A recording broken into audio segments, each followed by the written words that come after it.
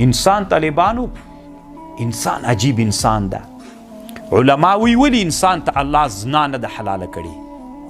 ولی حلاله نه ده حرامه ده.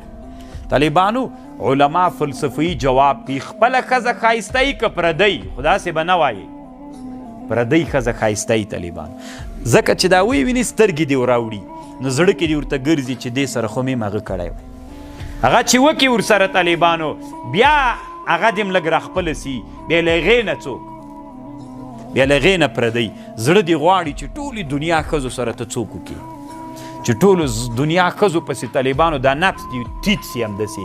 دې ښځې سره دې ښځې سره طالبانو بس ټول همت دې په ښځو کې سي، ټولو هدفونو له مقصدونو نه څوک سي.